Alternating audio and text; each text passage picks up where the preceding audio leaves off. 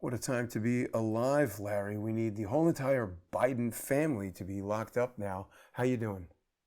Yeah, I'm doing fine. I'm doing better than Joe Biden. I mean, no one wishes cancer on anybody, but I hoped he lived for a long time so he could think about how he destroyed this country in prison. I think that would have been more appropriate. Absolutely. I made the description for today's video. Larry Clayman hopes that Joe Biden survives cancer so he could serve out a prison term without us even discussing it. I know you well, my friend. So what are we going to discuss specifically today? The fact that we have this lawsuit pending in Florida, it's very, very important. And I filed it a while back. I filed it as a Florida voter. I'm a Florida citizen. And it's over the 2020 elections where they lied. The White House doctor, this clown O'Connor, look at his picture. I mean, he's extremely weird looking, I got to say. And Jill Biden and Joe Biden and Kamala Harris, that this president was capable mentally and physically to be president of the United States. That's a fraud on the people of Florida and a fraud on the entire country. It disenfranchises my vote in Florida. So we filed this lawsuit, and it's been chugging along. Lo and behold, if you can believe this, the Trump Justice Department comes in to defend Joe Biden, Jill Biden, and the doctor, as well as Kamala Harris, all of whom are defendants for lying to the American people and defrauding us under the Westfall Act.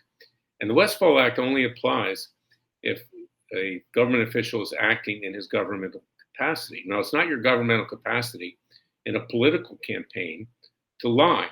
So I hope that we get the attention of Pam Bondi. I hope that she yanks the representation of the Justice Department at taxpayer expense. But now we've got a double outrage. Not only did everybody say he was fit, including the White House doctor, but now we know that it's extremely likely, if not certain, that he had cancer back in 2020. And that should have been revealed to the people of Florida and to the American people. This is the biggest scandal in American history. We've got the auto pen on top of that. He obviously signed little to nothing. He couldn't remember what he did when he was interviewed by special counsel Robert Hur. Couldn't even remember his son's birthday or anything else. Couldn't remember when he was vice president. And this is the major fraud that's been committed on the American people. And I hope that our supporters will go to freedomwatchusa.org because this is going to be the only way that we get justice. And I changed the prayer for relief in this case to have the court bar Kamala Harris from ever running for office again in the state of Florida, to not be on the ballot, having defrauded the people of Florida, along with Joe Biden, Jill Biden, and the doctor. And I got to tell you something, Jill Biden is perhaps the most evil of the bunch. I mean, for her own self-aggrandizement, so she could get, White House beauticians, the prestige, the free dress clothing that they get, to make them look whatever they want to look. This woman participated in a fraud against the American people. She is pure evil in a completely different way than Hillary Clinton. I'd say they're probably tied for the two most evil first ladies in American history. It's fantastic, Larry, I have to say. Now, there's a lot of times I think when people go and visit freedomwatchusa.org, everybody knows it's important to donate and it's tax deductible and all that. But you have so many cases here, Larry. Which case is it exactly that we're talking about? Forgive me. It's Clayman versus Biden. Clayman versus Biden in And Florida. uh-huh. And Yeah. so imagine a challenge that you're going to run into because whenever somebody brings something like this against a government figure, they like to say it's a generalized grievance and you need particularized damages. What do you plan or how does the case overcome Well, that? there's so much in the public domain right now that no one can deny that there was a fraud. But the case is moving forward. We've asked for discovery in this case. We'll be proceeding with that, hopefully. And also, I trust that we have a judge that has some, cojones that allows it to go forward. That's a big if today. We've talked about the judges before. We're doing the best that we can. We have our citizens' grand juries. We've already indicted, tried, and convicted Joe Biden and Hunter Biden and his brother James for bribery from communist China, Ukraine, and Russia. Joe Biden for negligent homicide in Afghanistan. Now, we know obviously why he didn't take the recommendations, assuming that they're accurate, of the Joint Chiefs of Staff to not pull out the way he did in Afghanistan. He wasn't lucid. He wasn't there. And of course, we have the aftermath of all of this, the damage that's been created. And I suspect we'll have many more cases from individuals that were harmed by the acts of Joe Biden. These are not acts, governmental acts. These are political acts. And I might add, when President Trump was sued for defamation in a number of cases in the lead up to the 2024 elections by this woman who remembered 40 years after the fact, represented by a law firm, Hecker and Fink, in New York City. By the way, the same law firm that represents Tiger Woods, if you can believe that, in my PGA Tour lawsuit. Tiger certainly has chosen, a doozy of a law firm there. But the allegation was that the defamation was not within the context of his official duties. Same thing with many other cases that were brought against President Trump, some of which, resulted in jury verdicts and other kinds of decisions against him. Well, how is it in a political campaign, which is not a governmental function, it's a political campaign, that you can lie to the American people like this and claim any sort of immunity? So in principle, this case should go forward. It's a very important case. It hasn't gotten the attention that it should get. Fox News has ignored it. They ignore most things that are strong that take place in the legal sphere. I've tangled with Fox News in the past. I hope that someday, they'll cover what we do because, they basically have blacked out many of my clients, whether it's Sheriff Joe Arpaio, or whether it's Laura Loomer, or whether it's Jerome Corsi, who I prevented from getting indicted years ago. Roger Stone got indicted and convicted, but Jerry did not. But Fox News, I trust that somehow they'll start reporting the news. And this is a major case, as well as others. This is something that requires attention. It requires support from the American people. And I hope that people will go to freedomwatchusa.org and contribute to our cause with tax-deductible contributions. We need it. This is the kind of thing we do. We just don't get documents. We bring hard-hitting cases in citizens' grand juries and citizens' trials. Yeah. And Larry, I think between the two of us, we have done more, certainly, than anything Tom Fitton has done. I don't know if you had an opportunity. I know you were quite busy today, but I was as well. I'm still dealing with this dental surgery. It's kind of making me feel terrible. I didn't realize how serious a tooth abscess could be.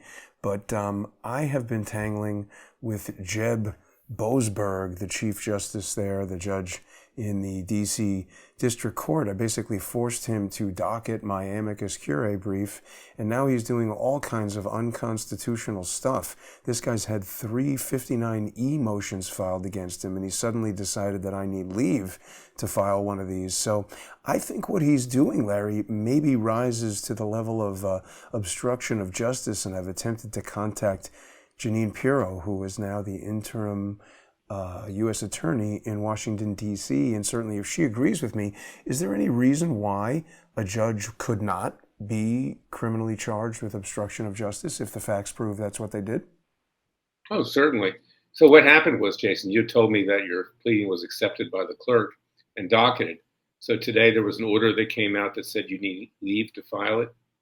No. What happened was he granted me... I'm entered in the case as an amicus curiae now, and my amicus brief was docketed here at ECF number 29. We can see that, and people can read that in the public. But I had entered previously this constitutional mandate saying that he has violated Article 3's good behavior clause, and he decided that needed leave to file. So I submitted a 59E motion saying, no, you've made an error of law. This is not me asking you to do something. This is me instructing you that this is what the Constitution says, and you have to adhere to it. You have no judicial discretion. And he said, well, we're going to decide if you can have leave. And then he denied me leave to file that. So I'm just hammering his docket now. And people should get into it here on X.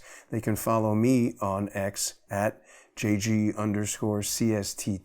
and the full docket is up there. It's gotten quite confusing, Larry, but the judge is behaving in a manner that is totally unconstitutional, denying me my rights to petition the government, and it's certainly incompatible with the good behavior clause. We're going to test it. Yes, it certainly seems that way. Let me see if I get this right, because you told me and you were related that this had been filed by the clerk. So after it was filed by the clerk, Booseberg tells you need leave, and then he denied it. No. It took 10 days for me to get them to acknowledge that this amicus brief was even there. And then he finally did put it on. So he said, okay, we're going to let you come in as an amicus brief, but we're going to deny this constitutional motion, which is basically telling Booseberg that he's got to forfeit his judicial authority because he's not behaving according to good behavior. So he said, no, I'm denying that. So I entered a 59E again, saying, you don't have discretion to grant or deny this constitutional motion. You're not determining if you did or didn't. It's just a fact. You've been denying my constitutional rights. It's not a discretionary motion. It's a constitutional mandate. And he's just behaving so crazily. It basically proves what I'm saying. He's basically proving my initial point that he's not. Has he ruled on your latest 59E motion? No, it hasn't even hit the docket yet. So the clerks gave me the pro se email address now, so I don't have to wait a week for the post office, which is quite beneficial. But if I put it in on the email, they still take a day or two to enter it. And so he's playing some games with that. The other thing that he's doing, Larry, is he's using these minute orders, so it doesn't exactly have a number on the docket. And you can see here, he's shifting around his minute orders to kind of make it seem like things are happening out of context and time. When we get over to our sponsor exclusive segment next, if you're interested, I can share these motions with you because they're not public yet, so I don't want to do them. Well, let me give you some quick thoughts here. Number one, he doesn't set forth the reasons why he's denying your Correct. motion. They're just minute orders. So that's a dodge. And this is what these judges do, particularly federal court judges. They don't feel like they have any duty to tell you how they're ruling. I deal all over there. I can't tell you one. The only one I have any degree of respect for is Royce Lamberth, okay? And I've disagreed with him respectfully on a number of matters, including January 6th. I mean, Royce is a good friend over many years. He made many good rulings on my behalf at Judicial Watch. He has gone native in many ways. I feel bad for him. He's not in good health. But the rest of them over there it's excuse the French, it's a shit show. And I can't think of one of them that has any real degree of integrity in the U.S. District Court for the District of Columbia. Some are worse than others. Burl Howe, James Booseberg, Tanya Chutkin. I can just name them off like that. It's unreal. It's like the witches of Macbeth stirring their cauldron. It is. It is. It's terrible. And, they feel put upon. I'm sure they go to their lunchroom and complain. Half the country hates us. We're in grave danger. And before this, it was to get into the district court in D.C. was harder than to get into the CIA, okay, in terms of security.